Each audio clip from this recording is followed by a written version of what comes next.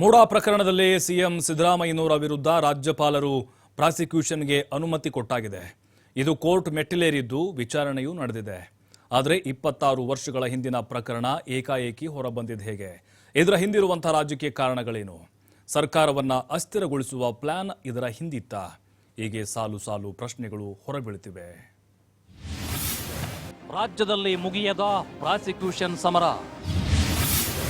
MUDA case ಹಿಂದಿದೆಯಾ ರಾಜಕೀಯ ಲೆಕ್ಕಾಚಾರ?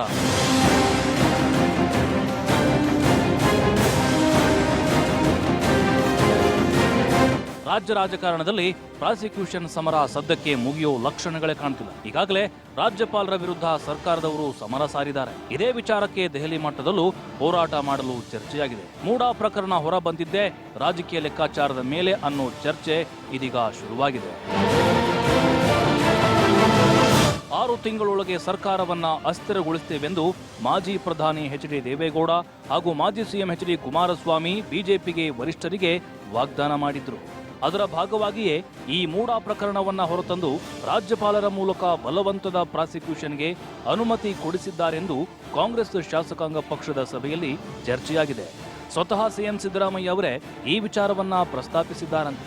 ಇದರಲ್ಲಿ ನನ್ನ ತಪ್ಪು ಇಲ್ಲದಿದ್ರೂ ಕೇಂದ್ರ ಸರ್ಕಾರದ ಅಣತಿಯಂತೆ ರಾಜ್ಯಪಾಲರು ಕಾನೂನು ಬಾಹಿರ ನಡೆ ತೆಗೆದುಕೊಂಡಿದ್ದಾರೆ. ಈ ಪ್ರಕರಣದಲ್ಲಿ ಕಾನೂನು ಹೋರಾಟದ ಮೂಲಕವೇ ಗೆದ್ದು ಬರ್ತೇನೆ, ನೀವ್ಯಾರು ಹೆದರಬೇಡಿ ಅಂತ ಶಾಸಕರಿಗೆ ಧೈರ್ಯ ತುಂಬಿದ್ದಾರಂತೆ. ಅಲ್ಲದೆ ಸರ್ಕಾರವನ್ನ ಯಾರಿಂದಲೂ ಅಸ್ಥಿರಗೊಳಿಸೋಕೆ ಸಾಧ್ಯವಿಲ್ಲ, ಜೆಡಿಎಸ್ ನಾಯಕರ ಈ ಕುತಂತ್ರಕ್ಕೆ ಯಾವುದೇ ಬೆಲೆ ಸಿಗುವುದಿಲ್ಲವೆಂದು ಹೇಳಿದ್ದಾರಂತೆ. ಹಾಗಾಗಿ ಎಚ್ಡಿಡಿ ಹಾಗೂ ಎಚ್ಡಿಕೆ ಅಮಿತ್ ಶಾ ಭೇಟಿಯ ಬಗ್ಗೆ ಈ ವಿಚಾರಗಳು ಚರ್ಚೆಗೆ ಬಂದಿವೆ. ನಾವೇ ಡೆಲ್ಲಿಗೆ ಹೋಗಿದ್ದು, ನಮ್ಮ ಜೊತೆಯಲ್ಲಿ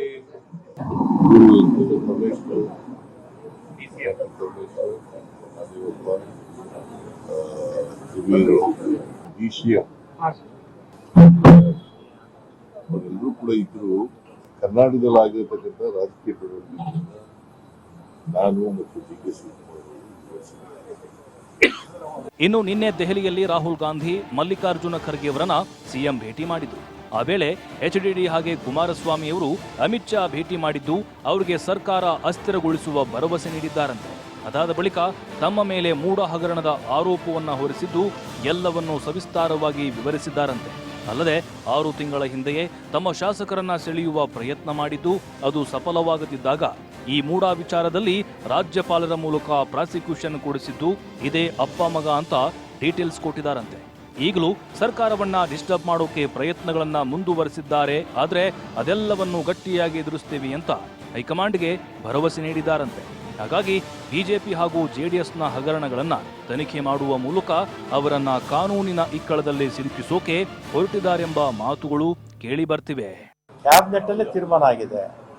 4 ಜನರ ಸಚಿವರು, ಒಬ್ಬರು ಮಾಜಿ ಮುಖ್ಯಮಂತ್ರಿ, 3 ಜನ ಮಾಜಿ ಸಚಿವರ ಮೇಲೆ ಗವರ್ನರ್ ಅವರಿಗೆ ಮನೆ ಅವ್ರ ಮೇಲೆ ಇರ್ತಕ್ಕಂಥದ್ದಕ್ಕೆ ಅನುಮತಿ ಕೊಡಬೇಕು, ಯಾಕೆ ಕೊಡ್ತಿಲ್ಲ ಅಂತ ಕ್ಯಾಬಿನೆಟ್ ಅಲ್ಲೇ ಚರ್ಚೆ ಆಗಿದೆ. ಕುಮಾರಸ್ವಾಮಿ ವಿಚಾರದಲ್ಲಿ ಯಾಕೆ ಸೈಲೆಂಟ್ ಆಗಿದೆ? ಅವ್ರ ಜೊತೆಲಿ ಇದಾರಲ್ಲ, ಈಗ ಬಿಜೆಪಿ ಜೊತೆಲಿ ಯಾರ್ಯಾರು ಇರ್ತಾರೆ ಅವ್ರ ಬಗ್ಗೆ ಏನೂ ತಕರಾರಿಲ್ಲ.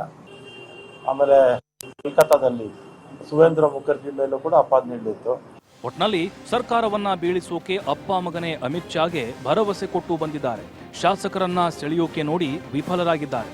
ಈಗ ಮೂಡಾ ಹಗರಣದ ಮೂಲಕ ಆ ಷಡ್ಯಂತ್ರವನ್ನ ಮಾಡ್ತಿದ್ದಾರೆ ಅನ್ನೋ ಆರೋಪಗಳನ್ನ ಕೈ ನಾಯಕರು ಮಾಡ್ತಿದ್ದಾರೆ.